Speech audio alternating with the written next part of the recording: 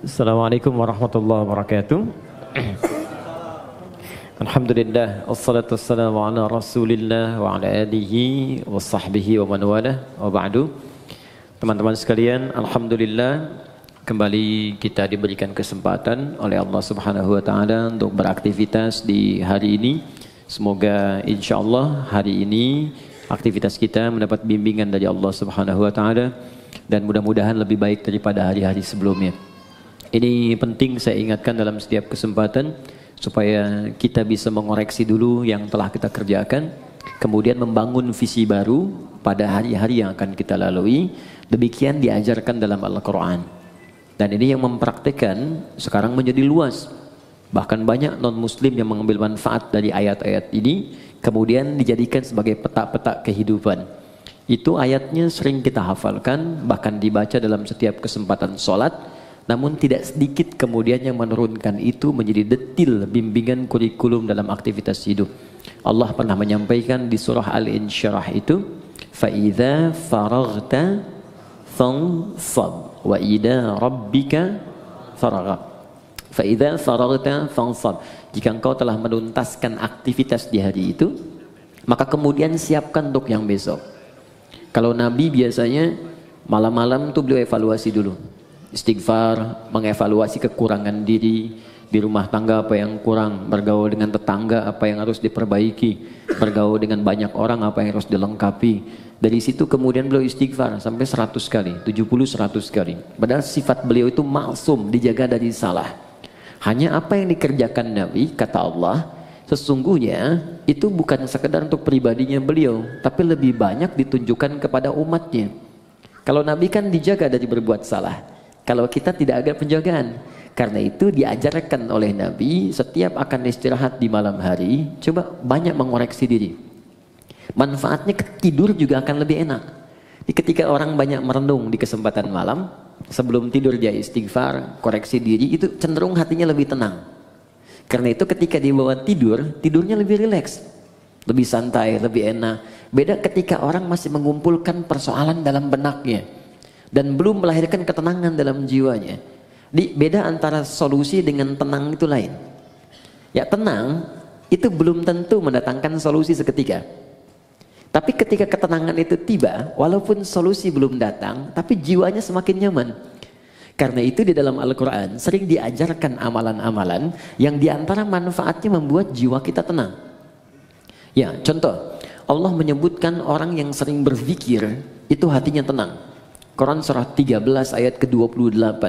Ala bizikrillahi tatma'innul qulub. Kata Allah, ala, yakinkan pada jiwamu, aku informasikan dengan kuat, bizikrillahi, dengan banyak berzikir kepada Allah. Ba-nya di sini musahabah, membangun kedekatan. Jadi kalau orang mencoba dekat dengan Tuhan, ingin mendekat kepada Allah, dia banyak berzikir, tatmainnul qulub, maka dampak zikir itu akan berpengaruh kepada ketenangan jiwa.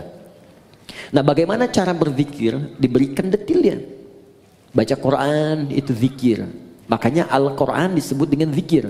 Quran surah ke-15 Al-Hijr ayat ke-9. Inna nahnu nazzalna dzikra. Kami telah turunkan Al-Quran sebagai zikir. Jadi kalau teman-teman sedang baca Al-Quran, itu ada ketenangan. Zikir di situ. Makanya silahkan kalau Anda tidak percaya, silahkan ketika Anda sedang gelisah, pekerjaankah di kantor, di rumah tangga ada masalah, alih-alih Anda kemudian adu argumentasi atau hanya menuliskan persoalan di media sosial, bikin status yang tidak kunjung tuntas, kenapa kemudian tidak Anda alihkan dengan berwudu, membuka mushaf, baca Quran? Ini jaminan. Demi Allah saya katakan, ketika Anda praktekkan, kata Allah saya berikan ketenangan. Ambil wudu, buka mushaf, baca. Walaupun solusi belum tiba, hati cenderung tenang. Bahkan ada orang-orang yang jangankan baca, dia mendengar Al-Quran saja, itu ada kekuatan dalam jiwanya. Itu ada di Quran surah ke-8 ayat kedua.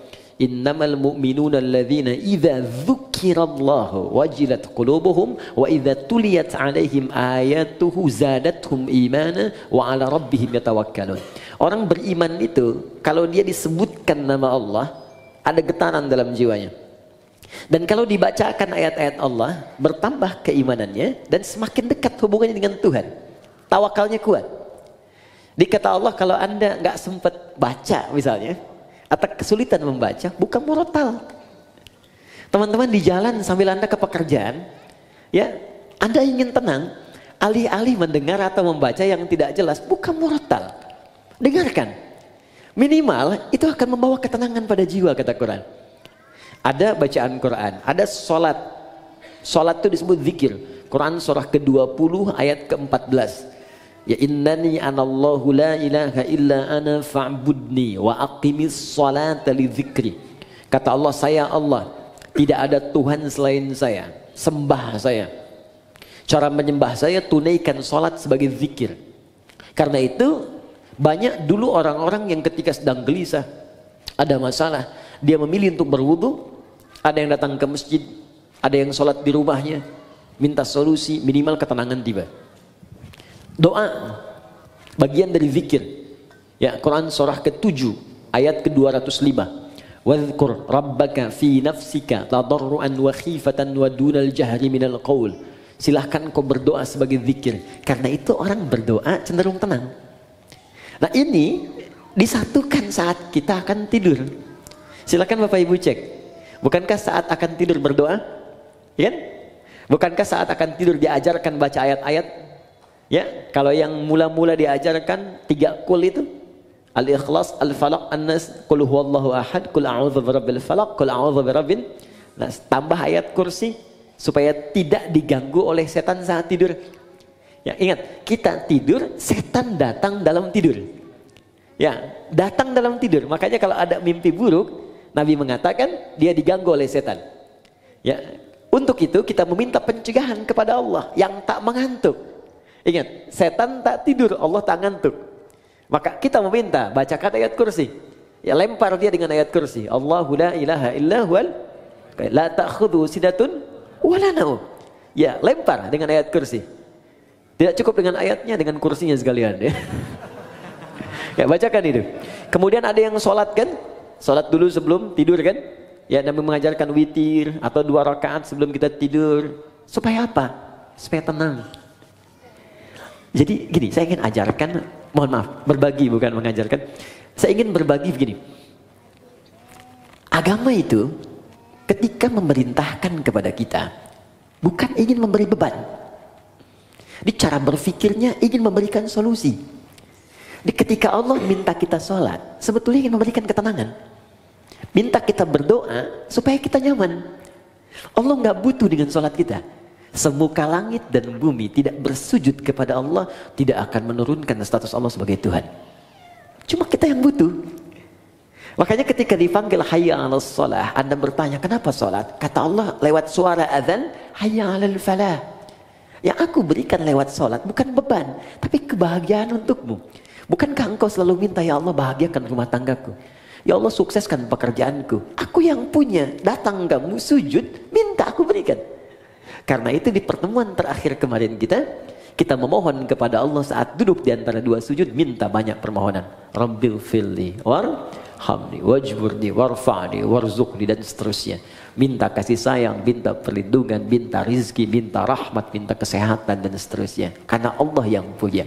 Pertanyaannya, kenapa banyak orang meminta dalam sholat kemudian belum ada yang terkabul, atau 1 dari sekian banyak belum dicapai? Boleh jadi ada yang belum maksimal dalam sholatnya, atau ada dari bacaan dan gerakan sholat itu yang belum dipahami dengan baik, sehingga maknanya tidak teresap ke dalam jiwa. Karena itu kita teruskan sebentar manfaat dari apa yang kita pelajari lewat sholat. Kita masuk ke pertemuan sekarang, sujud bagian kedua. Saya akan ambil 10-15 menit saja, selebihnya kita akan diskusi dari pertemuan yang telah kita lalui. Saya kira ada beberapa kesempatan yang belum kita untuk berdiskusi, dan saya mohon izin mungkin akan berhenti lebih awal, ya mungkin setengah 12 atau mungkin 15 menit sebelum zuhur. Saya bisa pamit lebih dulu karena ada hal yang harus saya kerjakan kemudian. Jadi kita maksimalkan pertemuan ini untuk membahas 10-15 menit bagian sujud yang kedua. Setelah itu kita coba buka diskusi. Anda yang ingin ditanyakan atau sempat terlewatkan dari awal wudhu sampai dengan ke bagian sujud itu, pertanyakan kemudian, karena setelah itu kita akan masuk bab bagian ketiga terakhir. Tiga terakhir kita akan bahas tahiyat. Ya, jadi cara tahiyat, baik tahiyat pertama ataupun terakhir plus bacaannya. Kemudian yang kedua adalah doa khusus sebelum salam, karena ini menjadi bagian terakhir dari 4 keadaan yang doanya seketika akan dikabulkan oleh Allah kalau benar caranya. Ada saat berdiri, kedua saat rukuk, ketiga saat sujud, dan keempat sesaat sebelum salam. Untuk yang ini saya akan berikan perhatian lebih karena jarang banyak orang fokus di sini, saking ingin cepatnya selesai sholat. Jadi baru tahiyat udah pengen salam gitu kan. Makanya Allah taruh tuh di bagian terakhir sebelum salam, ada peluang saat kita membacakan doa itu seketika kalau benar doanya bisa dikabulkan. Kalau dalam posisi itu Anda diminta dan dimohon untuk memberikan sesuatu atau meminta sesuatu, kira-kira apa yang harus kita mintakan? Kan dulu ada tayangan di TV dalam 1 jam harus menghabiskan uang sekian, bingung kan mau beli apa aja. Sekarang dalam sekian menit, sekian detik Anda harus meminta, dan kalau diberikan itu akan dikabulkan. Kalau Anda minta kan berpeluang dikabulkan. Anda mau minta apa? Nanti akan diajarkan oleh Nabi beberapa kalimat yang kalau Anda bacakan itu akan diberikan semua yang terbaik dunia, alam kubur, dan akhirat. 3 dimensi kehidupan. Karena nanti ada yang cuma minta dunia saja. Quran surah kedua ayat 200, wa minan nasi may yaqulu rabbana atina fid dunya. Terus bukan jangan harang, itu yang ayat 201. Wa minan nasi may yaqulu rabbana atina fid dunya wa ma lahu fil akhirati min khalaq. Ada dari sekian manusia yang orientasi hidupnya cuma minta dunia saja. Yang penting dunia sukses. Dia nggak berpikir akhirat. Akhirat gimana nantilah. Alam kubur nanti aja. Pokoknya dunia saya pengen raih dulu nih. Dia yang paling hebat, popularitas harus paling tinggi, kedudukan paling hebat, harta paling banyak. Itu aja. Gak ada yang lain. Tapi ada yang hebat di ayat 201-nya. Wa minhum may yaqulu rabbana atina fid dunya hasanah wa fil akhirati hasanah wa qina adzabannar. Dia merasa saya akan pulang. Saya akan wafat. Saya nggak akan selamanya di dunia. Dan saya sudah diperlihatkan orang-orang yang wafat di hadapan saya. Bahkan saya yang memandikan, saya yang menyolatkan, saya yang mentalkinkan. Dan saya yakin besok lusa, saya yang wafat. Dan saya punya keyakinan besok ada kehidupan setelah saya wafat. Karena itu saya siapkan amalan-amalan yang hasilnya saya akan nikmati kemudian hari. Maka orang ini punya visi untuk akhiratnya, bukan hanya sekedar untuk dunianya. Maka dia siapkan, saya pengen dunia nikmat dan akhirat nikmat. Ini rumus dalam Al-Quran. Ketika Anda mengejar akhirat, maka dunia akan ikut di belakangnya. Gak akan rugi. Karena akhirat itu, dunia pasti nempel. Tapi kalau Anda ikut dunia, akhirat belum tentu mengikutinya. Contoh begini, zakat itu kan akhirat kan? Zakat akhirat ya, bukan dunia. Awas. Tapi bagaimana Anda bisa berzakat kalau nggak ada dunianya? Oke, Anda mau zakat 25 juta. Zakat itu kan 2,5%. Berarti Anda harus punya berapa? 1 miliar kan? 1 miliar untuk berzakat 25 juta. Karena itu orang-orang dulu mengejar kekayaan itu bukan untuk nyari dunia, tapi supaya bisa zakat. Abdurrahman bin Auf mengejar kekayaan sampai paling kaya nomor 1, kapaknya terbuat dari emas. Apa motivasinya? Supaya saya bisa zakat, supaya saya sedekah, supaya saya infak. Ya. Jadi motivasinya ke situ. Begitu dikejar untuk zakat, infak, sedekah, dunia ikut. Coba, yang dapat 1 miliar padahal yang keluar cuma 25 juta. 975 jutanya silahkan nikmati dunia Anda. Tuh. Jadi orang yang mengejar akhirat, dunianya pasti ikut. Tapi orang kalau ngejar dunia saja, akhirat belum tentu. Anda kesini mau taklim, dunia ikut kan? Makanan di luar banyak tuh. Dunia tuh. Kue banyak. Saya kalau taklim tuh taklim, tukang somai, tukang ini, tukang ini. Dunia ikut semua. Tapi kalau sengaja beli somai, belum tentu dapat taklim. Sederhana ya. Woi, sekarang plus Templar lagi. Oke, jadi visi mengejar akhirat itu tidak harus kemudian meninggalkan dunia, karena otomatis Ibnu Qayyim al-Jauziyah beliau berkata, perlakukan dunia seperti bayangan. Bayangan. Kalau dikejar itu, gak akan pernah ketangkap. Ayo bikin perlombaan musyawarah ngejar bayangan, tangkap gitu. Silakan akan ketemu. Tendangan tanpa bayangan, bayangannya aja nggak bisa diikutin. Ya? Baik, silakan. Maka kata Ibnu Qayyim Al-Jauziyah, cara menangkap bayangan jangan dikejar. Berbalutlah Anda, berjalanlah, maka dia akan mengikuti. Maka dunia seperti bayangan yang ketika Anda tinggalkan berkalik, dia akan mengikuti Anda dalam kehidupan. Jelas sampai sini? Baik, ayatnya nanti bisa kita kumpulkan teman-teman. Sekarang saya sempurnakan dulu, setelah itu kita bisa berdiskusi pada hal-hal yang mungkin ini kita dialogkan insya-Allah. Oke. Sujud yang pertama, kita diminta oleh Allah kemudian untuk merendahkan diri kita, menyempurnakan penghambaan kita kepada Allah Subhanahu wa taala. Tidak ada penyembahan yang sempurna, ketaatan yang paling dalam, penghambaan yang paling luar biasa tajam kecuali saat manusia bisa menundukkan kepalanya menyentuh ke dalam lantai yang ia pijak. Jadi ketika seseorang sudah mulai bersujud, itu pertanda dia sudah merendahkan diri yang paling dalam. Dulu orang-orang di zaman dulu ada Persia, ada Romawi, bahkan ditiru kemudian oleh kerajaan-kerajaan di Nusantara di masa-masa lalu sebelum datang Islam. Untuk kemudian menghormati rajanya, dia ada yang bersujud, ada yang ruku seperti ini sudah kita bahas, ada yang sujud kemudian dia menempelkan bahkan kepala di lantainya untuk menandakan kepatuhan kepada rajanya. Apa yang didapatkan dari raja-raja dunia ini? Maaf, tidak seluruhnya diberikan. Tidak semua kebutuhan diberikan. Belum tentu dia sehat diberikan obat. Belum tentu keperluannya diberikan. Belum tentu dia gelisah ditenangkan. Tapi kemudian Allah berfirman, datang padaku, sujud kepadaku, ketika engkau sujud, aku berikan apapun yang kau butuhkan dalam kehidupan. Bahkan turun Quran surah ke-48 ayat 29 yang pernah kita bacakan di pertemuan lalu. Muhammadur Rasulullah walladzina ma'ahu asyidda'u 'alal kuffar ruhama'u bainahum tarahum ruk'an sujjada yabtaguna fadlan minallahi wa ridwana. Umat Muhammad SAW itu tegas pada segala hal yang menyimpang, tapi juga penyayang terhadap sesamanya. Anda akan lihat mereka sering ruku dan sujud. Saat posisi sujud itulah dia kemudian bermohon kepada Allah semua kemuliaan yang mampu dia dapatkan. Itu tantangan. Jadi begitu Anda merendahkan di hadapan Allah, maka Allah berikan apa yang kamu butuhkan, aku akan berikan. Maka keluarlah hadis Nabi SAW.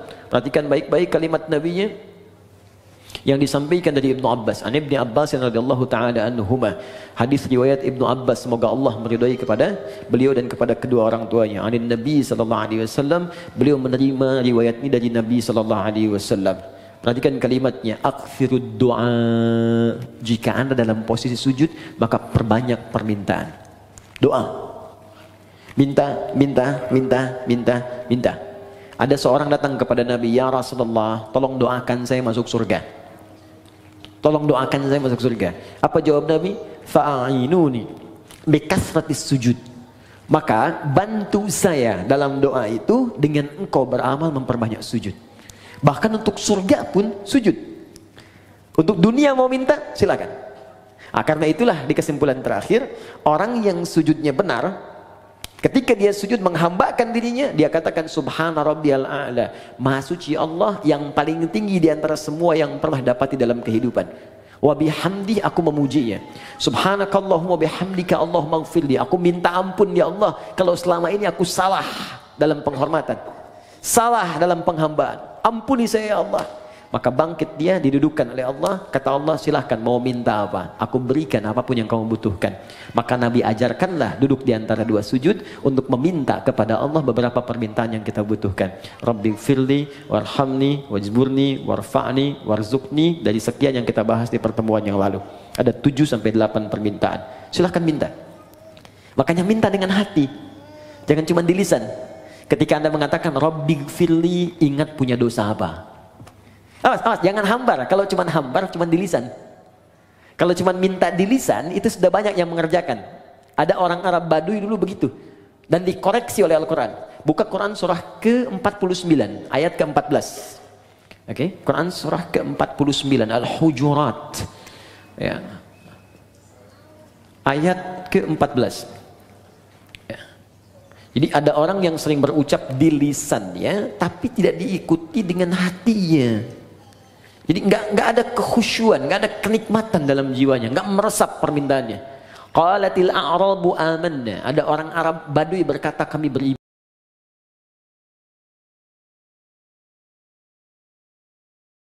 Pas mau nanti ngafani, beli kain kafan. Kalau enggak saya yang belikan sendiri. Ya pokoknya semua beli. Kain kafannya nyata. Terus siap-siap yang mau jadi volunteer dari sekarang ya disiapkan. Nah, siapkan ya, nanti kita siapkan cara ngafanin bagaimana. Kemudian nanti baru terakhir setelah itu menyolatkan. Ya, terus nanti kita berikan tambahan cara mengangkat sampai masuk ke liang lahat seperti apa. Ya. Terakhir. Untuk hari ini, nanti saya cukupkan di sini, setelah itu kita dialog. Ya.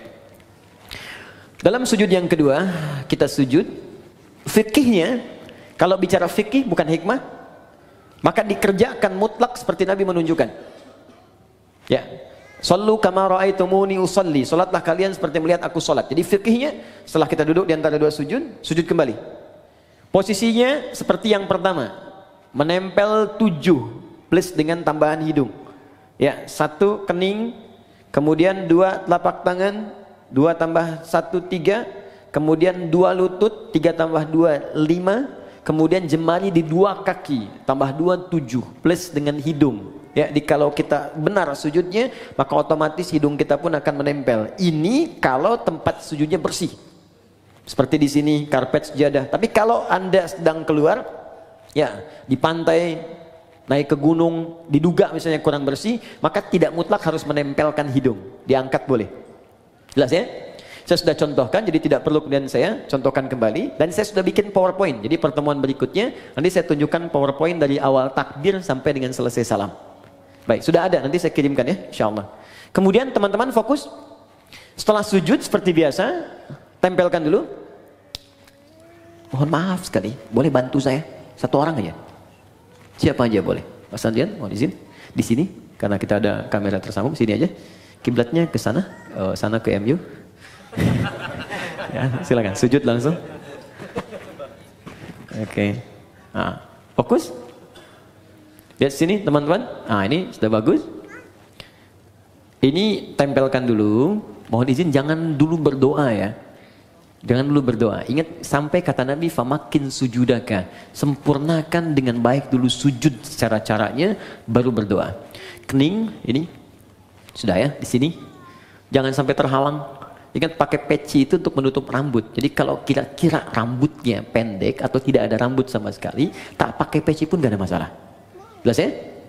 Baik, kemudian ini di telapak tangan 2. Ini agak dibuka ya. Sudah cukup baik, agak dibuka. Yang penting nggak ke sini ya, cukup di sini. Agak dibuka sehingga tidak dirapatkan ke sini. Ini hati-hati ada yang dilarang oleh Nabi, jangan kau tempelkan ini siku di sini sehingga menutup diafragma. Di saat sedang sujud kan darah dipacuk kencang dari jantung ke otak. Begitu kita tempelkan di diafragma itu bisa terhambat, bisa meninggal orang kalau terlalu lama. Dibuka, ilustrasinya kata Nabi sampai anak kambing bisa lewat. Ingat anak kambing itu kan zaman Nabi orangnya besar-besar. Ya, jadi wajar lewat itu cuma ilustrasi bahasa kiasan. Maksudnya ada ruang di sini, bukan Anda ukur. Mama sini, sholat yang benar. Anak kambing mana? Anak kambing. Tidak ya. Ini 2 lutut sini. Kemudian ini ditutup, bukan dibuka begini. Sudah saya terangkan, ditutup begini. Ini sudah bagus. Nah, sudah seperti ini baru berdoa. Ah, biarkan nikmat dulu, tekan sampai di kepala ini terasa enak, di kening. Ini masih hidup ya? Ya. Alhamdulillah. Jadi tenang dulu, enak setelah merasa. Biasanya awal-awal pusing. Awal-awal pusing biasanya. Nanti setelah itu enak. Baru berdoa. Bangkit. Alhamdulillah. Nah, sudah duduk di antara 2 sujud, ya kan? Kemudian sujud kembali seperti tadi yang pertama. Baik, ini yang kita lakukan serupa. Jadi fikihnya tidak ada yang berubah. Sujud kedua sama seperti sujud yang pertama secara fikih. Bacaannya pun tidak berubah. Sama. Ya subhana rabbiyal a'la atau subhana rabbiyal a'la wa bihamdi atau subhanakallahumma bihamdika Allahumma ighfirli. Silahkan dipilih. Jelas. Tapi ingat pesan saya baik-baik. Itu bacaan tadi itu hanya pengantar pada doa. Ingat bacaan formal pengantar doa. Ingat pelajaran kita yang lalu. Setelah itu minta kepada Allah. Apa yang kita mintakan? Ingat baik-baik, sujud pertama kita minta silakan dalam hati, rasakan apa yang kita mohonkan. Bangkit, duduk di antara dua sujud, diajarkan oleh Nabi. Ini permintaan ini yang kamu bacakan. Kemudian kita sujud lagi, bacakan seperti yang pertama, tapi ingat sujud yang kedua mengandung makna syukur. Kalau benar syukurnya, Allah akan berikan lebih dari apa yang kita bacakan dalam duduk di antara dua sujud tadi. Bahkan ada orang yang belum minta, sudah Allah berikan. Seperti Maryam tadi, gak minta, Allah sampaikan. Seperti Luqman dengan anaknya, yang bukan Nabi, bukan Rasul. Seperti Umar pernah mendapatkannya. Seperti Abu Bakar pernah meraihnya. Seperti Ali pernah mendapatkannya. Bukan Nabi, bukan Rasul, tapi mendapatkan kemuliaannya. Paham sampai sini? Nah sekarang, ketika sudah sujud, kemudian bangkit, baik tahiyat ataupun bangun kembali, ada satu PR yang harus kita praktekkan dulu. Kata Allah, kamu syukur, saya tambahkan. Bagaimana cara bersyukur dan apa itu syukur? Kita bahas ini kurang lebih 1-5 menit. Setelah itu kita cukupkan, kita buka untuk diskusi. Sepakat? Oke, silakan Mas. Jazakallah khair. Syukur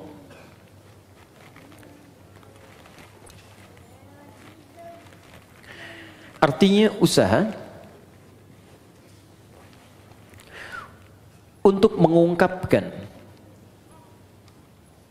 upaya untuk mengungkapkan rasa terima kasih,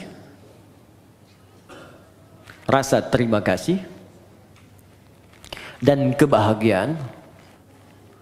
Upaya untuk mengungkapkan rasa terima kasih dan kebahagiaan atas nikmat yang diperoleh, upaya untuk mengungkapkan rasa terima kasih atau kebahagiaan atas nikmat yang diperoleh. Perhatikan bagian ini rahasianya. Perhatikan bagian ini. Dengan cara menggunakan nikmat itu sesuai dengan ketentuan yang Allah tetapkan. Dengan cara menggunakan nikmat itu sesuai dengan ketentuan yang telah Allah tetapkan. Awas, bagian terakhir ini sangat penting. Ini yang paling penting. Contoh. Yuk, masih ingat teman-teman? Dalam duduk di antara dua sujud apa yang kita ucapkan pertama kali? Rabbil firli. Ya Allah, ampuni aku. Orang yang sudah diampuni oleh Allah, maka cirinya organ tubuhnya akan dijaga oleh Allah dari perbuatan maksiat. Lalu kita bersyukur. Sujud, ya Allah terima kasih, Engkau ampuni dosaku. Maka ketika Anda bangkit lagi, utamanya selesai sholat kita, maka buktikan nikmat yang telah Allah berikan kepada kita itu dengan berusaha menjaga tubuh kita untuk digunakan pada hal yang telah Allah tetapkan. Contoh, kata Allah, mata itu hanya boleh melihat yang ini, yang baik-baik, yang tak baik palingkan. Turun Quran surah ke-24 ayat 30 untuk laki-laki, 31 untuk perempuan. Qul lil mu'minina yaghuddu min absarihim. Katakan pada pria-pria yang punya iman. Masih ingat tadi di awal? Iman bersanding dengan salat. Alladzina yu'minuna bil ghaib wa yuqimunas shalah. Iman bersanding dengan salat. Katakan pada pria-pria yang punya iman. Katakan pada pria-pria yang telah salat. Ayat 31-nya wa qul lil mu'minat. Katakan pada perempuan-perempuan yang punya iman. Katakan pada perempuan-perempuan yang telah salat. Yaghuddu min absarihim, yaghuddna min absarihinna. Pandangannya, matanya gunakan untuk melihat yang baik saja. Jika yang ditatap itu tak baik, maka palingkan. Disebut dengan ghaddul basar. Maka jika Anda ingin mensyukuri nikmat ampunan Allah, maka gunakanlah kemudian tubuh kita untuk digunakan pada semua ketentuan yang telah Allah tetapkan. Mata, apa ketentuan mata? Telinga, apa ketentuan telinga? Lisan, apa ketentuan lisan? Sampai ke ujung kaki. Jelas? Di ketika Anda ingin mendapatkan ampunan Allah, kata Allah, saya ampuni. Baik, buktikan, jaga ampunan itu. Di bukan Allah sudah bersihkan, Anda pakai maksiat lagi. Habis sholat, bicarain orang lagi. Yang dibicarakan kadang-kadang imamnya juga. Sialan tuh imam. Harusnya makmum dia benar. Baca kepanjangan. Maghrib baca Yasin. Bisa. Baru salam gitu kan. Tuh. Banyaknya di tarawih kan. Waladhdallin amin. Yasin. Malam pertama lagi. Allahu Akbar. Saya pernah tuh, itu baru hari pertama saya jadi santri, begitu masuk pesantren di Garut, imamnya pas angkatan terakhir di kelas paling akhir, kelas 6.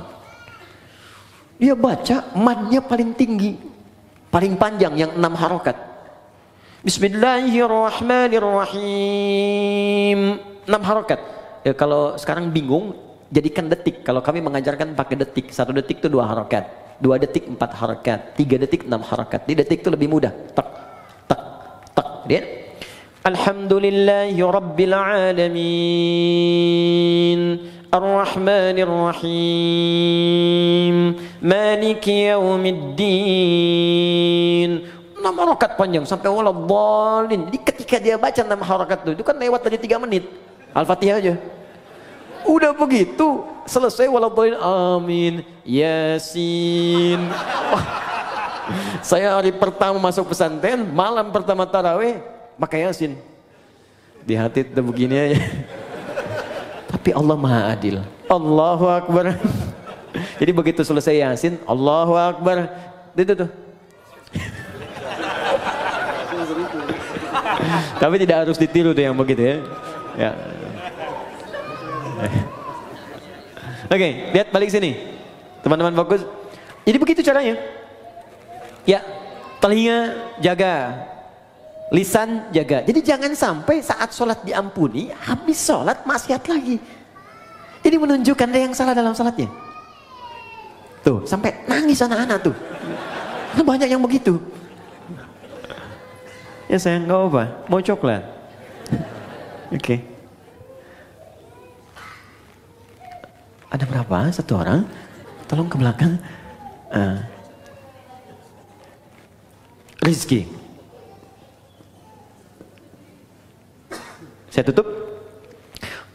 Kalau ini standar ya. Ini yang sering orang keliru. Rizki bisa materi,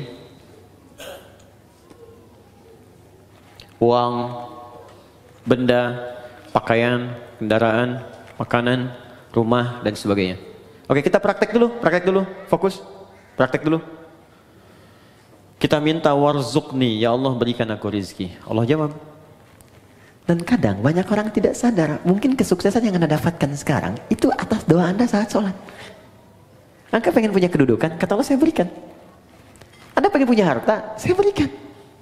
Anda ingin popularitas, sukses karir, saya berikan kata Allah. Tapi berapa banyak yang Allah berikan atas doa yang dimintakan dan dikabulkan itu kemudian yang disyukuri. Anda sujud, bangun, kata Allah syukuri. Sekarang pertanyaannya, ada orang yang bisa mensyukuri rezeki sampai-sampai Allah ditambah terus, tambah. Saking banyaknya tambahan sampai dia merasa dunia kecil.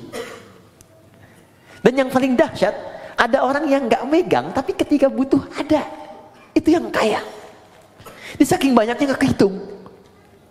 Mau makan, ada makanan. Pengen beli buah, ada yang beliin buah. Ada makan, ngajak teman malah dibayarin. Ya, jadi apa yang dia kerjakan tuh Allah cukupkan, cukup. Tapi dia aja nggak punya beban. Ya, nggak capek, kendaraan nggak ngurus-ngurus, mau berangkat ada yang jemput. Kadang-kadang dia telunjuk tangan begini, taksi berhenti, gitu kan? Wah, pokoknya luar biasa lah. Betul, pas bayar dibayarin.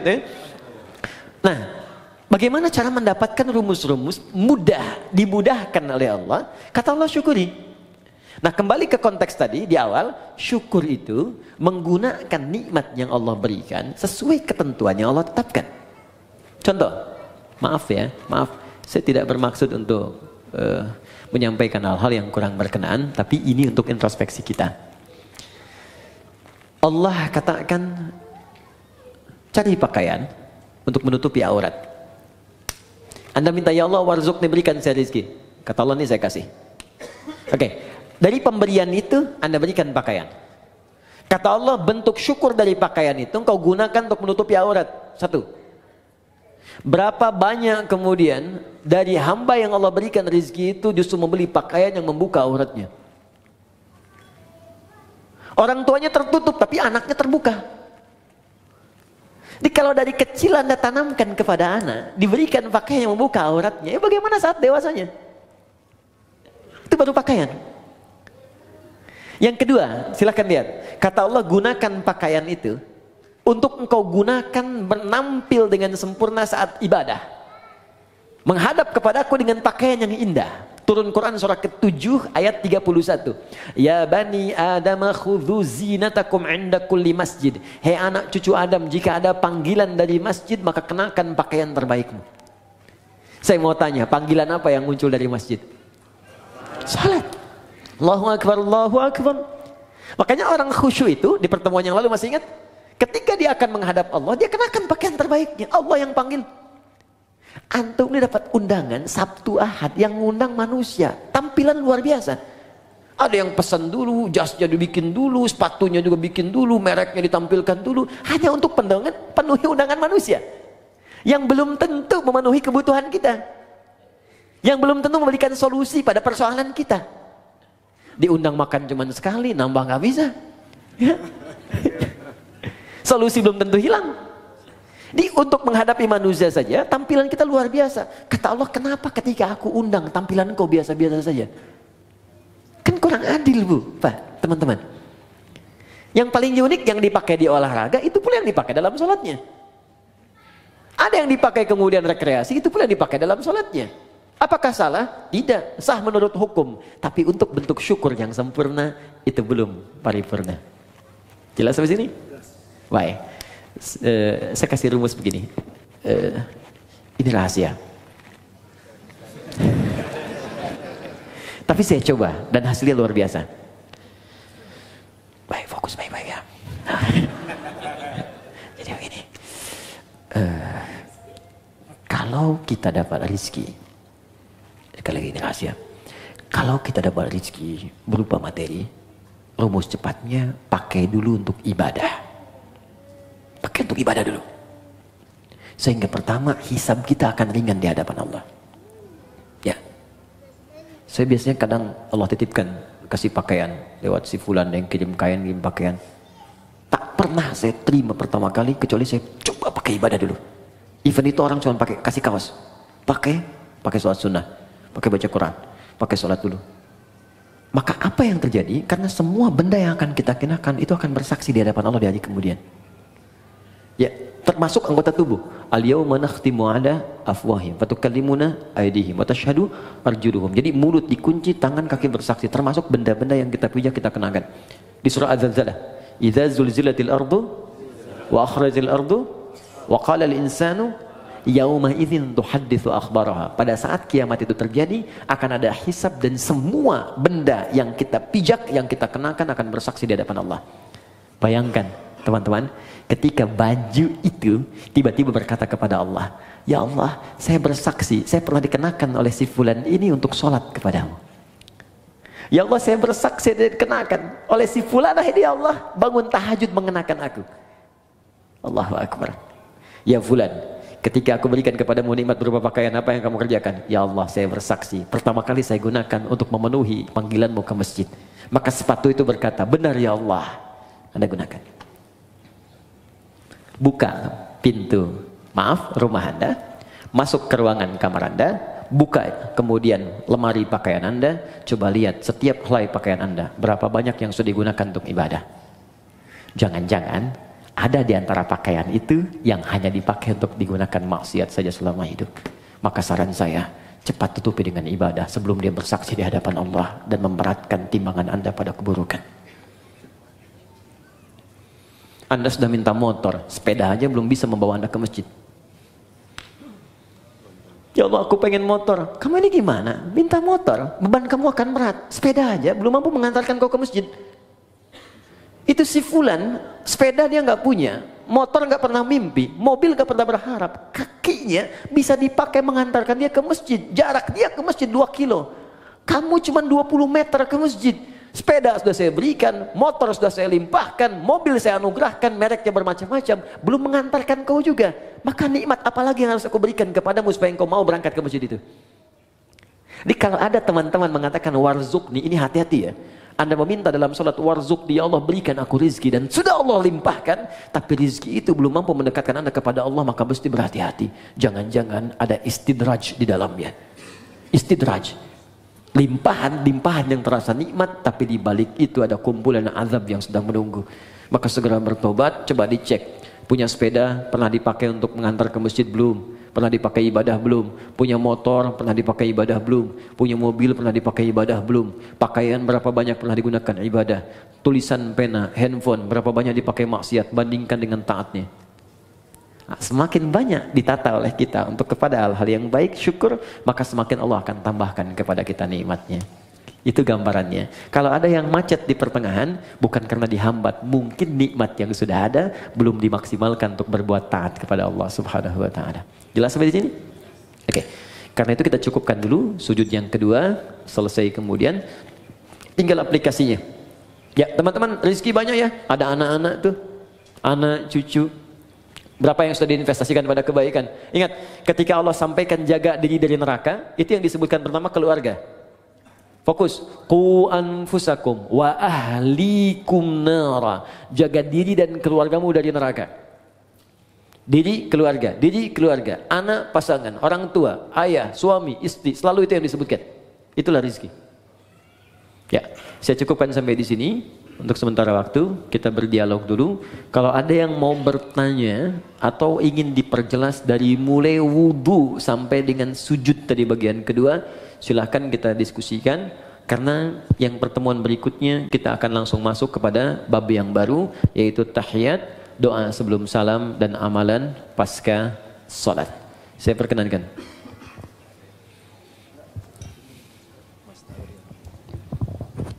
Ya, bismillahirrahmanirrahim, jazakallahu khair, Ustadz Adi Hidayat. Baik teman-teman, masih ada waktu kurang lebih sekitar 30-an menit. Kita gunakan semaksimal mungkin untuk tanya jawab. Mungkin yang pertama saya persilakan kepada saudara yang di sini. Ya, yang di sini dulu ya, sebentar ya. Nanti kalau ada yang sekiranya punya permasalahan pribadi, kurang nyaman untuk angkat tangan, boleh untuk lampirkan dalam secari kertas, nanti dibacakan. Silakan Ustaz. Assalamualaikum.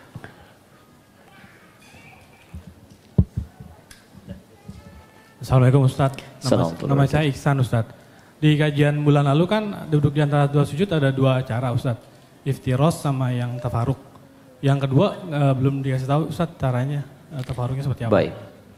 Duduk di antara dua sujud, saya mengatakan di pertemuan lalu, duduk dalam sholat itu ada dua jenis. Ya, duduk dalam sholat ada dua jenis. Satu disebut iftirash, kedua disebut tawarruk.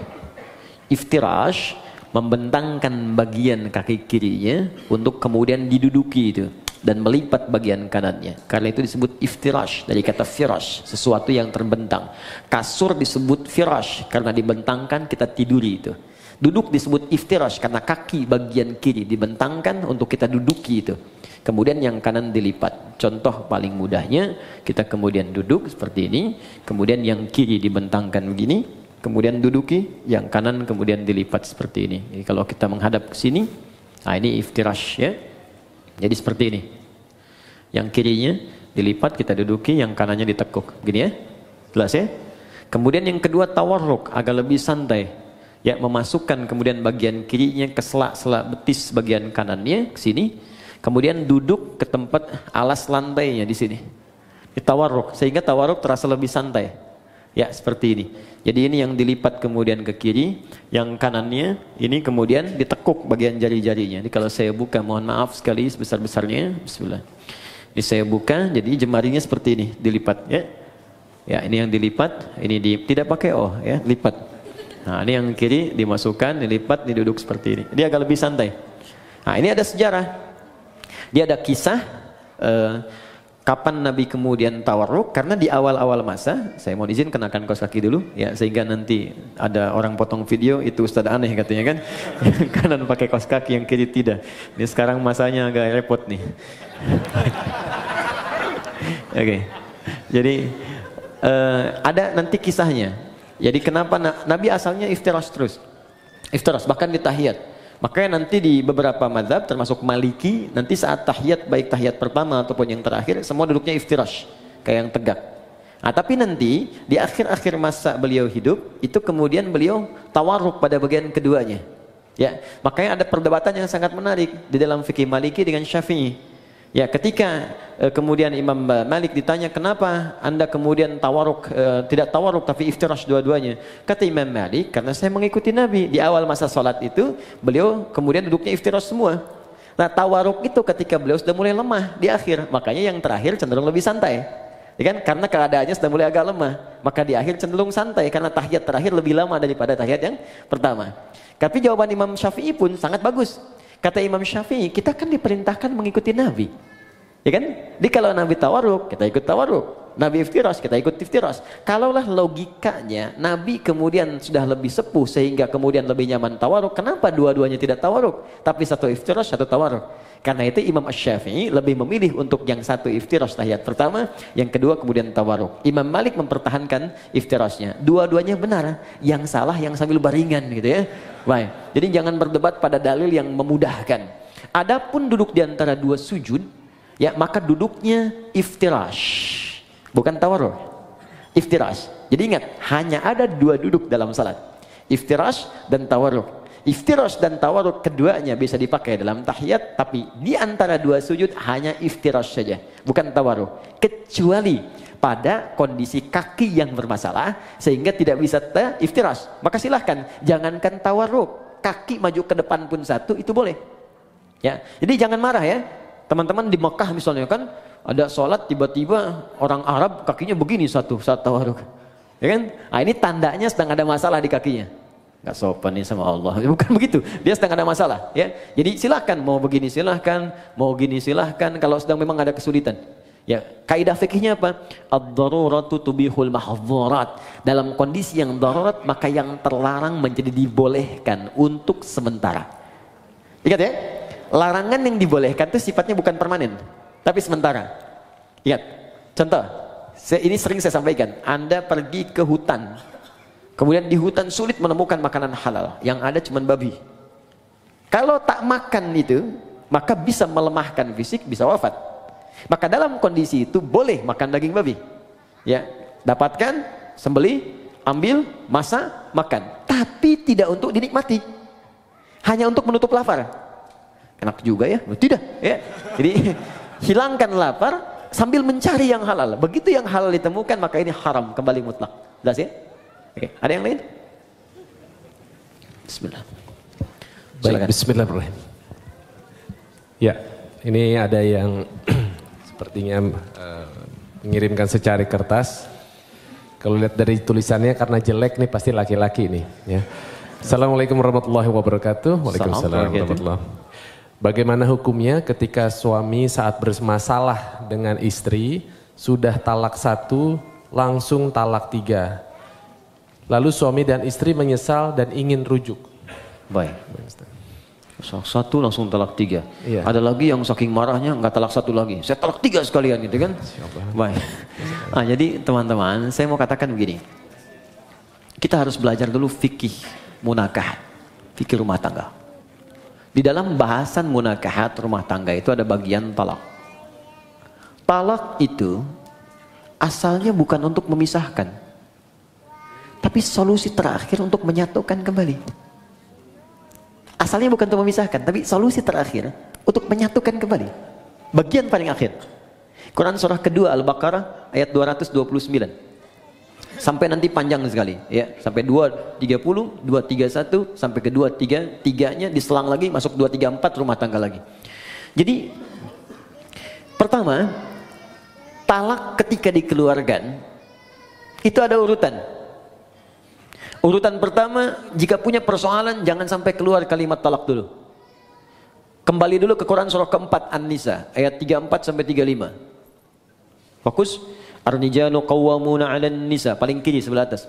Ar-rijalu qawwamuna 'alan nisa bima faddalallahu ba'dahum 'ala ba'din wa bima anfaqu min amwalihim fas-salihatu qanitatun hafizatun lil ghaibi bima hafizallah wallati takhafuna nushuzahunna. Perhatikan. Laki-laki pemimpin di rumah tangganya bagi istrinya. Hati-hati karena Allah berikan bekal kepadanya untuk memimpin. Di antaranya bekal mencari nafkah, bekal melindungi, bekal menyayangi, ada di situ. Jangan tertukar. Sedangkan istri yang solihah, kata Allah cirinya 2, yang paling pokok. 1, menaati Allah dengan menaati suaminya ketika dia meminta pada yang baik. Kedua, menjaga nama baik keluarga, terlebih suami, khususnya ketika tidak sedang bersamanya. Maka jika terjadi hal, awas hati-hati, yang bisa berpotensi memecah belah kehidupan rumah tangga, menyebabkan perselisihan, maka saya berikan urutan-urutan kepada Allah. Satu, fa'idhuhunna, komunikasikan dengan baik. Di situ diartikan nasihati. Sebetulnya wa'adha itu bukan sekedar memberikan nasihat, tapi cara komunikasi yang baik. Karena nasihat pun kalau disampaikan dengan cara komunikasi yang tidak baik, jadi keterimanya akan beda. Kamu ini akan nggak bisa mengerti. Itu kan sebenarnya mudah sekali. Ya, memang gampang disampaikan, cuma nyakitin gitu. Ya, jadi kalaupun Anda ingin memberikan nasihat, kata Allah, saling menasihati, maka lakukan dengan komunikasi yang baik, yang bagus di situ. Ya, kalau nggak ketemu, wahjuruhunna fil madajia. Coba saling merenung dulu. Pisahkan dulu tempat tidurnya. Merenungkan dulu. Kenapa saya menikah dulu? Apa visi yang dibawa saat akan menikah dulu? Apa harapan-harapan yang dibangun? Kenapa Allah saya pertemukan dengan si fulan? Kenapa dengan si fulan? Renungkan sampai di situ. Belum ketemu juga, maka cari orang ketiga yang bisa menjembatani.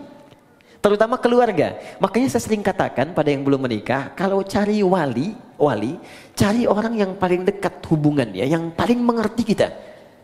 Makanya kenapa harus ayah? Karena nanti dari 3 tanggung jawab ayah itu 2 diberikan pada suami yang telah akad selesai, yang 1 tetap jadi tanggung jawab orang tua, khususnya ayah. Yang 2 itu apa? 1 pemberian nafkah. Di begitu saya terima nikahnya, ya si fulana binti fulan sekian dibayar tunai, itu kewajiban memberi nafkah pindah kepada suaminya. Kedua, pemberian kasih sayang dan perhatian, perawatan. Ya, perawatan yang merawat, kemudian menyayangi. Makanya nanti ada ayat-ayat, jangan sakiti pasanganmu, bapaknya tak pernah melukainya, ibunya tak pernah membentaknya, ayahnya tak pernah memukulnya. Masa kamu yang dipercaya bukan pada laki-laki lain kemudian harus menyakitinya? Turun Quran surah keempat ayat 19. Bahkan kalimat iman dilekatkan di situ. Kalau kamu ada persoalan jangan cepat marah, kata Allah. Boleh jadi di balik masalah itu saya kirimkan hikmah yang besar supaya kamu belajar lebih baik. Kemudian yang ketiga, untuk memberikan perhatian. Perhatian. Nah ini yang ketiga, orang tua masih punya. Makanya nanti ketika ada persoalan di rumah tangga, itu yang jadi wali terlibat memperhatikan. Dan boleh jadikan untuk konsultasi, tanya. Aku ada persoalan, begini masalahnya, boleh tanya. Ya, karena itu bahasa Qur'annya, perhatikan. Fa in khiftum shiqaqa bainihima fab'athu hakaman min ahli wa hakaman min ahliya. Jika Anda khawatir rumah tangga sulit dipertahankan, kemudian berat persoalannya, gak bisa diselesaikan sendiri, maka cari orang bijak di antara keluarga untuk menengahi. Bicara, ngobrol. Kalau gak ketemu juga, maka jalan yang paling tinggi terakhirnya adalah talak itu keluar. Ya, tapi talak yang paling menarik, wal mutallaqatu yatarabbasna bi anfusihinna thalathata quru. Kata Allah, perempuan-perempuan yang ditalak itu, juga laki-laki yang menalaknya, setelah talak dikeluarkan itu hendaklah dia menunggu 3 kali masa suci. Ketika saat suci dia ditalak, tunggu 3 kali. Tunggu itu bukan nunggu pisah. Banyak orang salah paham di sini. Bukan nungguin pisah. Kapan 3 kali suci datang? Kapan datang? Bukan. Tapi itu bagian terakhir. Ini di 3 kali ini masih ada nggak rasa cinta? Ada perhatian. Apalagi lihat anak. Ada nggak untuk mengoreksi diri? Jangan-jangan kesalahannya bukan pada pasangan, pada pribadinya. Ada nggak kemampuan untuk melihat itu? Dilihat. Makanya yang pertama ini disebut raj'i. Raj'i itu ruju'. Ruju' itu kembali. Di talak ini dijadikan solusi oleh Allah untuk mengembalikan. Mungkin dalam 3 kali masa suci ini masih berpikir untuk bisa kembali. Ini jangan diputuskan selesai, bukan begitu. Makanya 3 kali nih. 1 kali suci, tunggu. 2 kali suci, merenung lagi. Mungkin mau, tapi ada syarat. Istri menuliskan syaratnya kepada suami. Kalau mau kembali, begini. Suami juga begini. Dudukan, ngobrol dengan keluarga. Kalau ketemu, kadang-kadang di pertengahan, ada yang sudah kangen lagi. Ada yang ingat lagi. Tiba-tiba malamnya sama-sama lagi. Padahal belum 3 kali suci. Sekali suci udah bareng-bareng lagi. Maka itu nggak perlu akad lagi, sudah otomatis nyambung lagi. Jadi sekali, 2 kali, kalau 3 kali kemudian tidak keluar itu, ya tidak keluar iswahnya, tidak ada nyambungnya, maka jatuhlah talak 1 di situ. Jelas? Kemudian pengen dikoreksi, pengen balik lagi, ya kemudian nyatu lagi, akad kembali, menyatu di situ. Kalau tidak diakadkan kembali, maka si perempuan berhak menikah dengan orang lain. Jelas ya? Nah kalau kemudian menyatu lagi, ada masalah lagi, talak yang kedua baru jatuh. Jadi nggak ujuk-ujuk 3. 1 selesai, nyambung lagi. Talak lagi, masuk yang kedua. Itu pun masih ada koneksi sampai 3 kali lagi. Panjang sekali. Nah kalau kemudian pada yang kedua ini sadar, nyambung lagi. Ternyata ada masalah lagi sampai yang ketiga puncaknya. 3 kali masalah sudah melewati 6 kali suci. Masa nggak selesai-selesai? Maka Allah kasih pelajaran. Kalau keluar yang ketiga ini, pada yang kedua nih. Pada yang kedua, kalau kamu sampai keluar talak yang ketiga lagi, kamu nggak bisa langsung nyatu kembali kecuali dua-duanya harus menikah dulu dengan yang lain dulu sebelum menyambung kembali. Supaya tidak terjadi talak lagi yang ketiga. Tapi kalau memang nggak bisa disatukan, dan memang ada hikmah, mungkin sampai di sini rumah tangganya. Mungkin sampai di sini kelengkapannya. Sudah. Maka di situ kemudian berlaku talak yang ketiga. Jadi nggak ujuk-ujuk kemudian langsung 3, tidak. Ada tahapan di situ. Yang paling menarik begini. Boleh jadi perpisahan itu hanya muqaddimah untuk mengantarkan pada penyatuan kembali. Saya punya guru falak yang sangat terkenal di Indonesia. Namanya Kiai Haji Yujan Esa. Yujan Esa.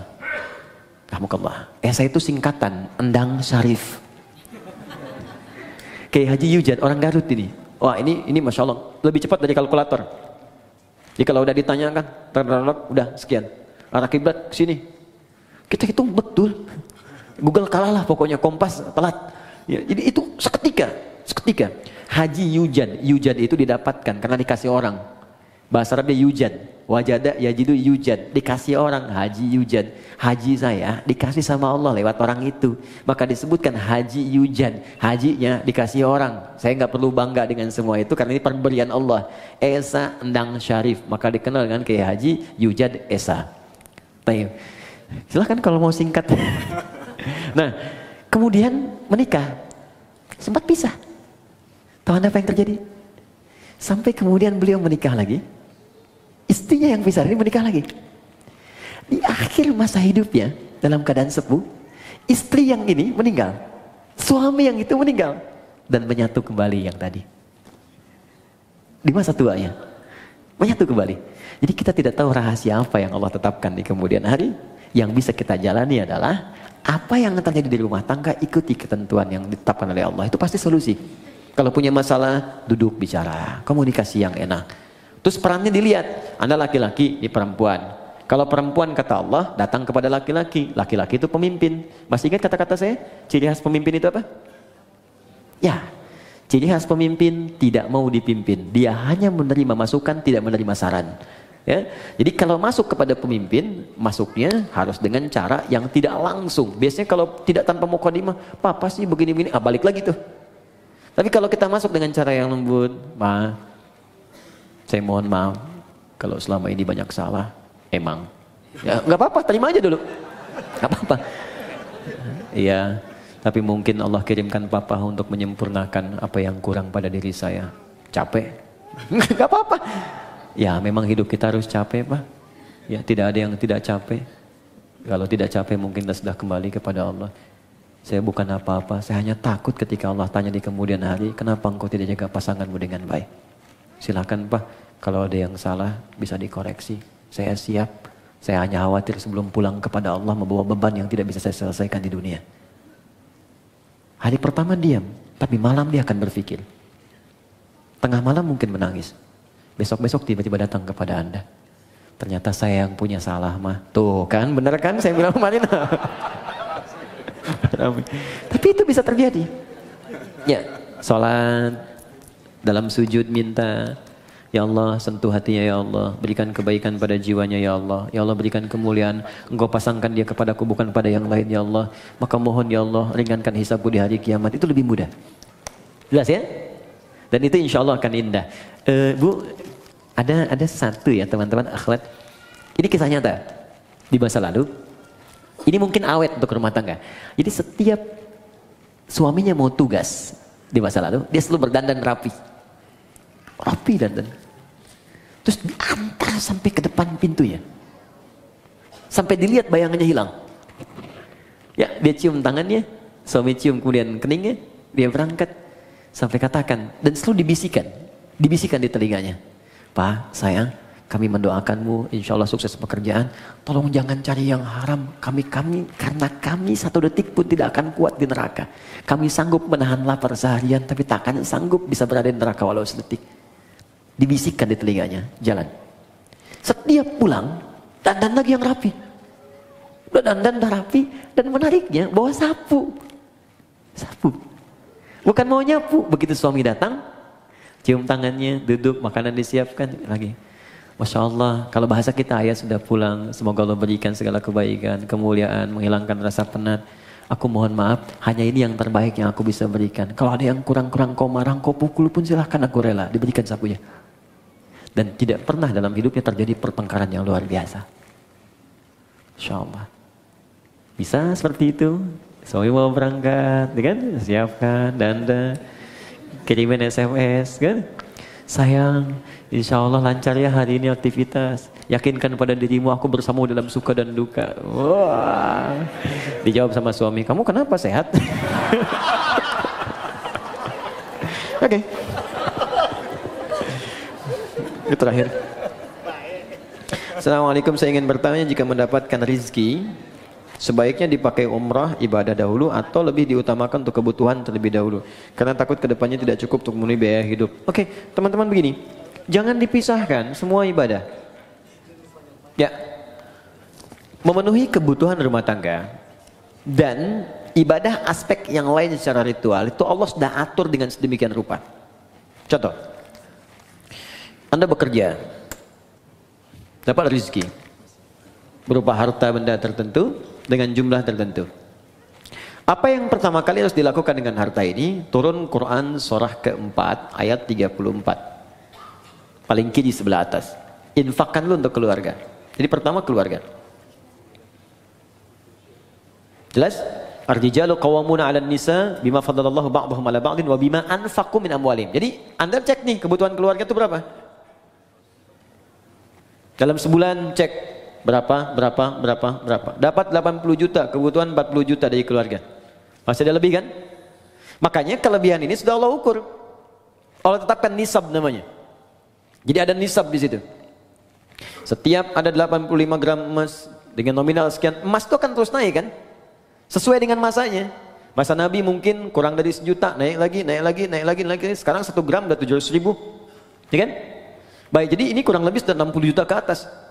Maka ketika Anda mendapatkan ini, kata Allah, ini pun silahkan keluarkan zakatnya dulu. Baru keluar zakat. Zakat pun keluar setelah melewati batas ini. Ya, 85 pas ke atas, keluar zakat. Bahkan ada pendapat di ulama pun, jika zakat ini pun, awas hati-hati, bisa berpengaruh terhadap kebutuhan keluarga yang memang dibutuhkan nilainya segitu, maka ini belum dikeluarkan. Ada pendapat demikian. Jadi ketika kebutuhan keluarga 75 juta misalnya, dibutuhkan betul. Ya, mohon maaf. Kemudian dapatnya 60 juta, ini sudah masuk kategori nisab. Hanya nisab ini pun keluar zakat, itu ditunda setahun. Kalau bertahan, lebihnya ada, kan? Baru kemudian keluar. Ya, ada yang menyebutkan haul di sini. Karena itu, jika kemudian ini masih belum mencukupi, maka ini tidak keluar.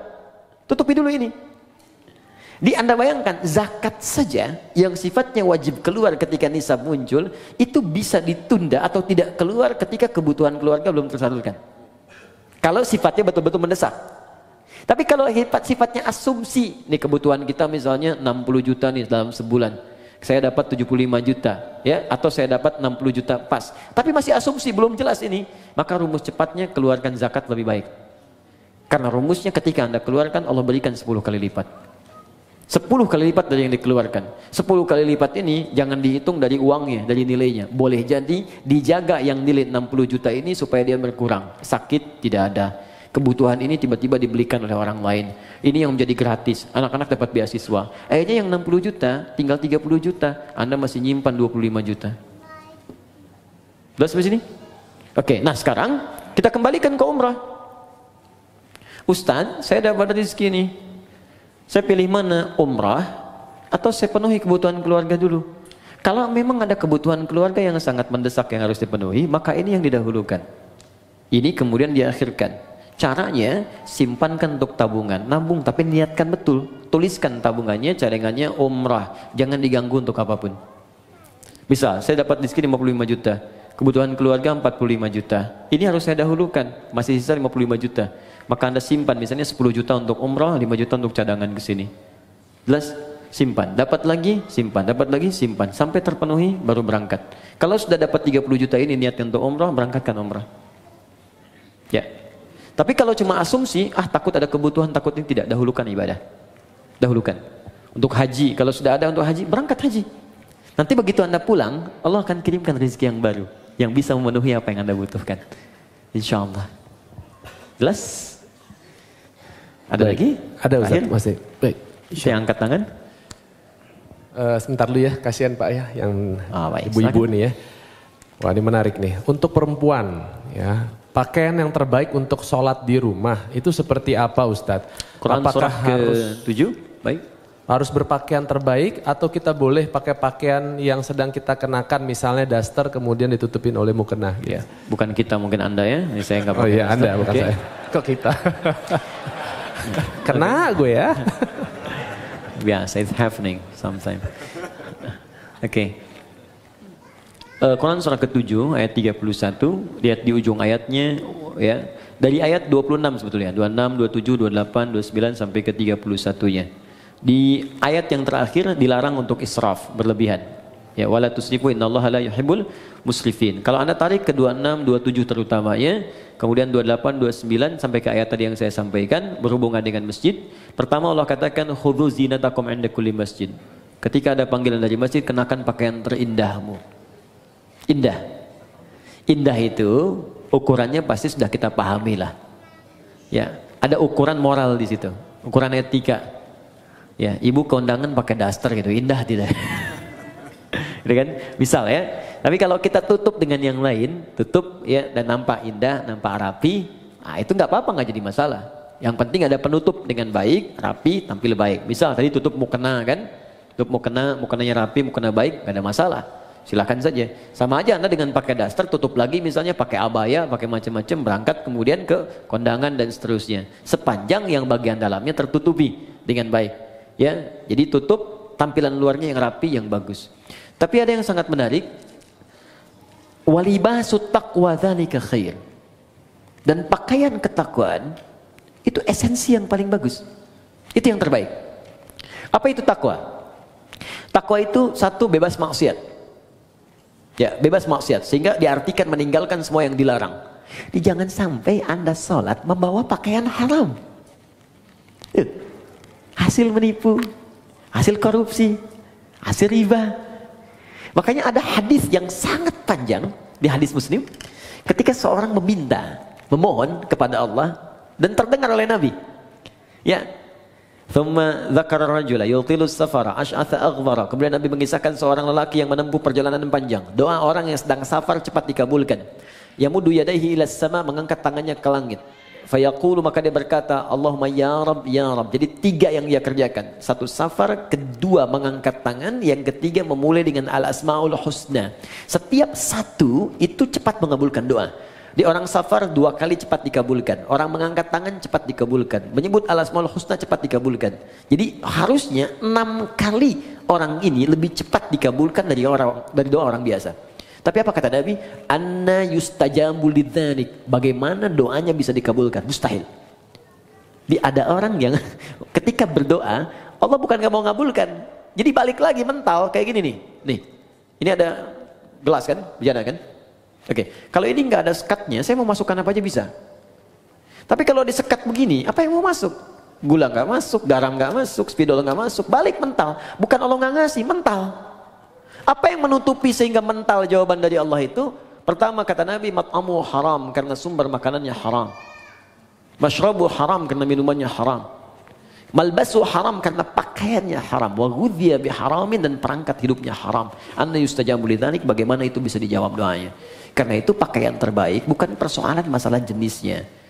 Ya, bukan pada modelnya. Tetap dia menutup aurat dengan baik, tapi pada yang pertama esensinya, apakah halal atau haramnya. Jadi indah itu bisa relatif. Indah relatif, walaupun jelek itu mutlak. Ya. Makanya ukurannya jelas itu kan. Baik, cari, tapi pertama jauhkan dari nilai hal-hal yang mengundang maksiat yang haram. Kedua, Takwa itu berarti kedekatan yang sangat dengan Allah. Biasanya kalau teman-teman dekat dengan seseorang dan dapat undangan, bukankah akan mengenakan pakaian yang paling baik? Sekarang Anda ingin dekat dengan Allah, maka ketika ingin dekat dengan Allah, cari yang paling bagus, yang paling baik. Maka semakin tinggi kedekatan itu, semakin ada rasa dalam hati. Pasti Anda akan memilih yang paling bagus. Pasti itu, karena ada rasa dalam jiwa. Itu sudah otomatis. Nah, karena itu tidak dilarang ketika Anda menutupi dengan mukena, tampil menutup aurat, tapi jika Anda mampu mengerjakan nilai takwa tadi, walibasut taqwa dzalika khair. Pakaian takwa dengan dua model tadi itu yang paling bagus. Kalau Anda bisa kenakan ini, maka Allah akan turunkan jawaban di Quran yang sangat indah sekali di surah At-Talaq. Ya, surah At-Talaq ayat kedua sampai ketiga, di akhir ayat kedua, di awal ayat ketiga. Wa may yattaqillaha yaj'al lahu makhraja wa yarzuqhu min haitsu la yahtasib. Quran surah 65 akhir ayat kedua sampai awal ayat ketiga. Kata Allah, siapa yang mampu meningkatkan takwanya kepada Allah, maka aku akan ringankan persoalan hidupnya. Bukan gak punya masalah, setiap ada masalah Allah ringankan. Dia mengalami masalah itu, cuman ringan. Awas ya, ustadz pun bukan gak punya masalah. Banyak. Ini masalah antum semua nih, pertanyaan. Ya, tapi ya kasih ringan gitu. Dan tidak harus jadi ustadz. Dekati Allah, Allah pemilik semua solusi. Dan nanti ketika Anda mengalami persoalan itu, Allah ringankan. Bukan gak dapat masalah, diringankan sehingga ringan tuh. Enak. Oke, sekira itu. Ya, Allah Ta'ala alam. Cukup? Ya, baik. Ya. Oke, yang angkat tangan tadi ya. Ini penutup ya. Ya, Assalamualaikum warahmatullahi wabarakatuh. Assalamualaikum. Nama saya Bob Andinata. Saya ingin bertanya tentang khusyuk. Khusyuk, oke. Ini salah satu yang sulit ya. Saya pribadi kerjakan dalam sholat. Ya. Kebetulan saya profesinya dokter bedah. Jadi banyak masalah-masalah pasien yang saya pikirkan dan itu terbawa dalam sholat, ya. Nah, sehingga dalam sholat sulit sekali sampai mungkin lupa rakaat, gitu. Ya. Nah, seandainya begitu mungkin ada kiat-kiat apa yang Ustadz bisa berikan, bagaimana saya bisa khusyuk dalam sholat. Mungkin tadi ceramah Ustadz juga bahwa kita harus memahami bacaan, memahami, tapi saya sudah mencoba untuk menghafal apa segala, tapi mungkin sulit bagi saya untuk menghafal bacaan-bacaan Al-Quran tersebut. Yang kedua, jika saya lupa ini rakaat, itu bagaimana? Ya, sujud sahwi ya Ustadz ya. Ya. Bagaimana tata caranya seandainya kita lupa tentang rakaat tersebut.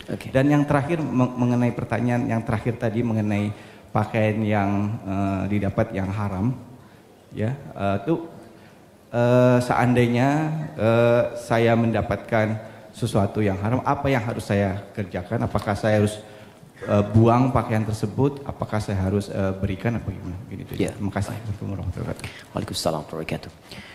Baik, pertanyaan dari Dr. Bob tentang persoalan khusyuk dalam sholat. Memang khusyuk itu masalah yang luas, universal. Tidak tersekat ke dalam profesi dokter bedah saja. Tukang kredit ketika sholat bisa ingat kreditnya. Yang mau arisan bisa ingat tuh, ya ini giliran siapa menangnya. Semua. Karena itu di hadis Nabi menyebutkan umum. Ada dua penyebab orang tidak khusyuk. Pertama, faktor setan.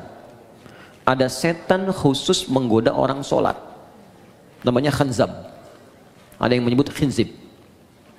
Setan itu banyak jenisnya. Nanti mungkin bagus juga kalau kita belajar fikih setan. Ya, supaya tahu cara menghindarinya. Ya, kita nanti belajar jenis-jenis setan. Ada setan di rumah tangga. Ya, ada di Quran surah kedua ayat 102. Namanya dasim. Ada setan di pasar. Itu yang kalau ke mall pulang-pulang masih inget tas belum dibeli. Ada banyak. Ya, ada setan di tempat-tempat musik, ada banyak macam-macam. Ya, nah ini kembali ke setan yang goda orang sholat. Nanti saya sampai ke jawabannya. Jadi Nabi mengatakan dalam salah satu hadisnya, Bima ma'na idza kabbara, kalau seorang sudah mulai takbir, kemudian faqala syaitanu, maka setan sudah mulai berbisik di benaknya, udzkur kada, ingat ini, ingat itu. Itu ke semua. Kalau kita belum takbir, itu biasa Pak. Gak akan ingat tentang bedah, tentang pasien, tentang macam-macam. Tapi ketika Anda mulai takbir, Allahu Akbar, mulai ingat. Gunting tadi letaknya di mana? Ini ada yang belum dibedah, ini ada yang muncul semua. Berarti normal. Normal. Karena setannya betul menggoda. Ya, datang tuh. Baik. Hatta la yash'ural musalli kam raka'atan yusalli. Sampai-sampai ada orang salat yang tidak ingat berapa rakaat sedang ia kerjakan itu. Berarti benar kan hadis Nabi-nya? Dan kita semua umumnya hampir mengalami itu. Maka apa solusinya? Maka yang pertama sebelum sholat, diminta kita untuk berlindung kepada Allah. Berniat dengan benar, innamal a'malu binniyat. Semua amal bergantung pada niatnya. Maka kalau kita khawatir waswas, fasta'idz billah, minta perlindungan kepada Allah dari godaan setan. Boleh ta'awudz. A'udzubillahi minasyaitonir rajim. Ada yang baca An-Nas, ya, qul a'udzu birabbin nas, minta kepada Allah perlindungan. Itu boleh dilakukan. Ini bagian pertama. Dan ulama di sini nggak ada persoalan memohon kepada Allah perlindungan sebelum sholat, karena sholat dibuka dengan takbir secara bacaan, kemudian ditanamkan dengan niat. Yang kedua, ini yang paling penting, Quran surah ke 2 Al-Baqarah ayat 45 sampai 46. Sebelum sholat dibuat persiapan yang matang untuk sholat. Ya, kata Allah di ayat 46-nya, alladzina yadhunnuna annahum mulaqu rabbihim wa annahum ilaihi raji'un. Di ayat 45, khusyuk itu enggak mudah. Wa innaha lakabiratun. Salat itu enggak mudah illa 'alal khasyin, kecuali bagi orang khusyuk. Siapa orang khusyuk ini? Ternyata khusyuk dimulai sebelum salat. Bukan saat sedang salat. Jadi ada tahapan khusyuk dimulai sebelum salat. Apa persiapannya? Tadi, yadhunnuna annahum mulaqu rabbihim. Satu, orang khusyuk itu orang yang merasakan dalam jiwanya akan menghadap kepada Allah. Karena itu ketika akan menghadap kepada Allah, kata Allah, kenakan pakaian yang bagus. Kamu dapat undangan dari orang lain, pakaian bagus. Dapat undangan dari Sang Pencipta, kenapa pakaian biasa-biasa? Makanya pakaian itu cenderung juga mengondisikan kita untuk bisa nyaman dalam sholat. Silahkan cek, pakai kaos oblong, ya, dengan pakai baju koko, sama-sama sah menutup aurat. Tapi rasanya lain kan? Ya kan? Oke, kemudian yang paling menarik, di ujungnya, wa annahum ilaihi raji'un. Tenang sebentar. Kalau Anda mendengar kalimat raji'un, apa yang terbayang? Inna lillahi wa inna ilaihi raji'un. Nah, dalam sholat itu ketika akan sholat, kalau ingin khusyuk kata Allah, rasakan mungkin ini sholat terakhir yang Anda kerjakan dalam hidup. Mungkin wafat dalam sujud. Apa yang Anda pikirkan membedah orang kalau Anda wafat sekarang? Apa yang Anda pikirkan tentang gunting, tentang segalanya, tentang selang, tentang infus? Kalau Anda wafat sekarang, apa yang mau Anda kerjakan kata Allah? Percuma pikirkan semuanya. Maka Nabi sering katakan sebelum sholat, sallu sholatan muwadda'. Sholatlah engkau seakan-akan sholat ini jadi perpisahan dalam hidupmu. Ya, sholat, siapkan. Rasakan, mungkin ini sholat terakhir. Makanya panggilannya kan panggilan adzan. Adzan, an-nida, panggilan. Oke, saya ganti namanya. Andi, ada namanya di sini? Tidak ada. Baik, kalau tidak ada, oh ada. Baik. Kalau ada saya ganti dulu. Asep ada? Ada. Ah, pasti nggak ada. Suneo. Nggak ada kan? Ah, pasti nggak ada. Suneo dipanggil Allah.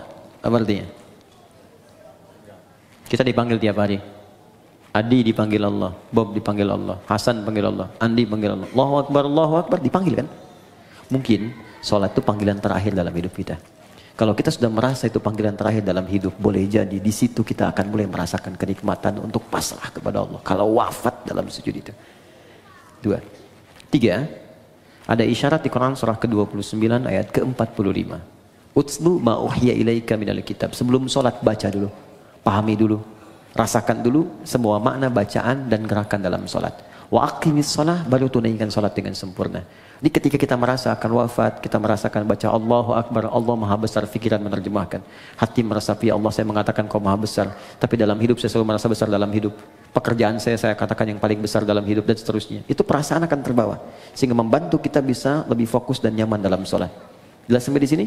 untuk bagian yang pertama. Karena itu saya sarankan jangan capek dulu untuk semua dikerjakan. Sepekan ini saya mau belajar takbir dulu, pahami dulu. Sepekan kemudian saya belajar untuk iftitah. Selanjutnya saya belajar Al-Fatihah sampai sempurna kita. Bahkan ada ulama yang mengatakan ingat sholat saja sudah bagian dari khusyuk. Wah ini 5 menit lagi adzan zuhur nih. Sudah ingat tuh, itu bagian dari khusyuk. Oke? Baik. Kemudian yang selanjutnya saya lompat ke bagian terakhir.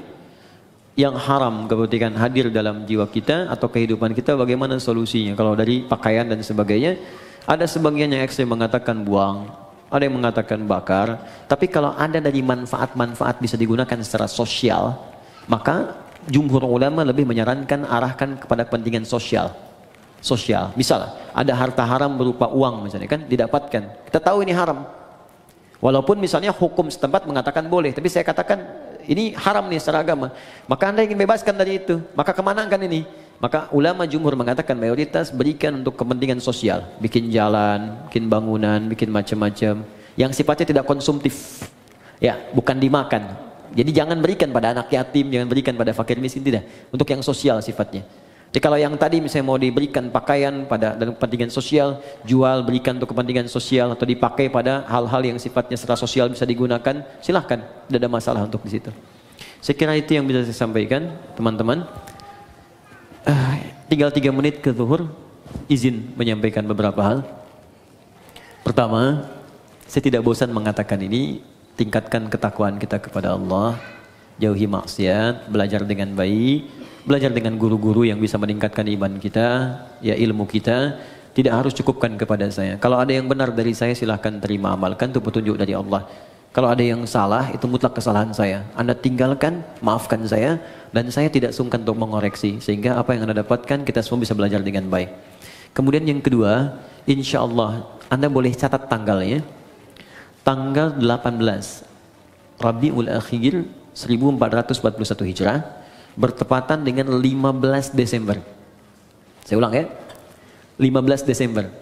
Hari Ahad depan.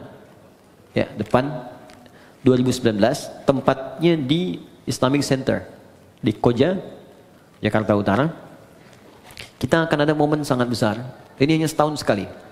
Saya undang teman-teman dan alhamdulillah kalau Anda ada waktu, itu ada acara sehari bersama Al-Qur'an. Di situ akan hadir ahli Quran, kita undang se-Indonesia. Khususnya peserta-peserta karantina yang pernah ikut menghafal Quran 30 juz 30 hari. Nanti di situ ada orang yang hafal Quran 15 hari, 22 hari, 24 hari.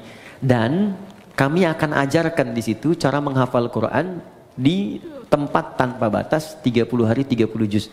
Biasanya karantina kita ajarkan metode yang bisa digunakan di rumah, ya di tempat-tempat khusus lain. Kita akan ajarkan di situ. Insya Allah akan hadir juga para ulama-ulama dari luar, dubes-dubes dari negara tetangga juga, negara sahabat, ada tokoh-tokoh yang lain, ahli Quran akan datang. Kemudian, ini yang menarik, nanti ada wisuda untuk para penghafal Quran, yang mereka pun akan memakaikan mahkota kepada kedua orang tuanya. Ya, dari anak kecil sampai nanti ada ibu yang hafal Quran 78 hari dari Jambi. Itu takut naik pesawat. Makanya pakai bis ke Lampung. Ternyata di Lampung yang daftar cuma 2 orang. Ayahnya ke Bekasi. Dan suaminya mengatakan kalau belum hafal jangan pulang dulu. Ya, sampai hafal selesai khusus untuk ibu itu nanti yang pakaikan mahkotanya suaminya insya Allah. Nah, dan nanti biasa ketemu dengan ahli-ahli Quran, keluarganya bagaimana. Ada anak kecil saya belum buka sampai sekarang. Saya nggak mau anak itu diekspos terlalu jauh sehingga kehilangan Qurannya. Ini anak bu, ini hebat bimbingan ibunya. Kita sekarang matangkan di Bekasi, dia ikut kelas dengan saya. Itu dia hafal Quran dengan nomornya, posisinya, temanya, ya sampai juga automatically Quran tak gitu, cepat sekali. Nanti saya tampilkan, saya kenalkan waktu tanggal 15 Desember nanti, jamnya dari jam 8 pagi sampai menjelang zuhur setengah 12. Jadi untuk sesi ta'limnya yang saya sampaikan jam 8 sampai sekitar jam 9 setengah 10, jam 10-nya masuk nanti sesi untuk ada takrim, wisuda, ada juga nanti ulama-ulama yang lain untuk hadir. Itu kemudian yang terakhir, saya mesti minta maaf karena ada penyesuaian jadwal untuk tahun depan. Sekali lagi saya mohon maaf sebesar-besarnya, tahun depan itu ada penyesuaian sehingga kesibukannya agak bertambah. Mungkin ini adalah pertemuan kita yang terakhir di tahun ini. Jadi saya mohon maaf sebesar-besarnya, kita bertemu lagi tahun depan. Ya. Tahun ini, tahun terakhir. Ya, cuma nanti kita sesuaikan. Ini kan terakhir kan, tahun ini. Ya kan? Bulan depan kan tahun baru kan? Baik, jadi nanti insya Allah tahun depan kita dudukan lagi, mudah-mudahan waktunya kita bisa sesuaikan. Saya kira itu saja teman-teman, kita doakan guru-guru kita, saudara-saudari kita, dan semoga semuanya mendapatkan hidayah Allah Subhanahu Wa Taala. Kita akhiri dengan doa kifaratul majlis. Saya sholat zuhur di sini nanti karena waktunya sudah tiba, dan mohon izin langsung pamit. Subhanakallahumma wa bihamdika asyhadu an la ilaha illa anta astaghfiruka wa atubu ilaik. Allahumma taqabbal minna innaka antas samiul alim wa tub alaina innaka antat tawwabur rahim. Rabbana atina fid dunya hasanah fil akhirati hasanah wa qina adzabannar wa akhiru da'wana alhamdulillahi rabbil alamin. Assalamualaikum warahmatullahi wabarakatuh.